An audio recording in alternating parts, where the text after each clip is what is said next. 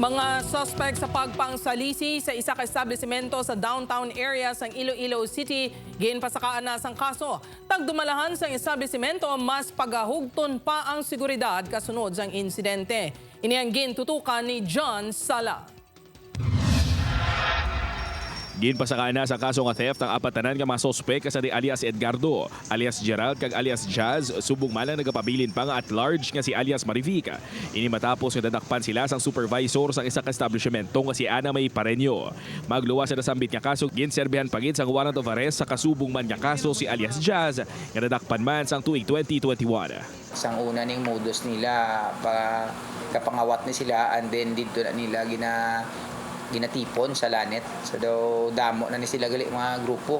So daw medyo organized ni sila. Madumduman nga 25 ka mga payong kag isa ka backpack ang ituyo ko tani nga tabanon sa mga suspek. Apang nakita ni Pareño kag sang mga staff sini sa CCTV. Apang suno sa supervisor nga si Pareño duwa na ka beses nga nangawat ang grupo sa sulod sang isa ka adlaw.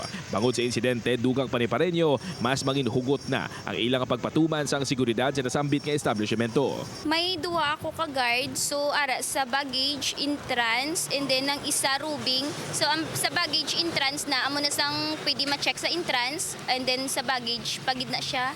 So back to back. Ang isa naman niya rubing in case kung may something sa sulod, na i-alert niya na ang sa baggage nga may amo na nga tawo nga nagkuha sing items. Wala pa sang ideya ang kapulisan kung sa diin nagpalagyo si alias Marivica. Gani padayon pang ilang pag-ayam sa sospek.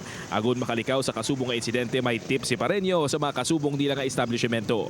Hindi lang sila magpasulod sing dako nga bag, tapos once nga may bag nga flat na understood na nga kinanglanan nila bantayan kay iban nga daan ang galantaw lang ako may ang stante may tawo kung wala ginawlat nila ako mag-break na amo na napagkuha nila sing item. So kinanglan mga amo na nga tawo nga may mga dagko nga bag is bantayan ginila. Upuot kay Hans Diciento, John Sala. Buona, Western Visayas.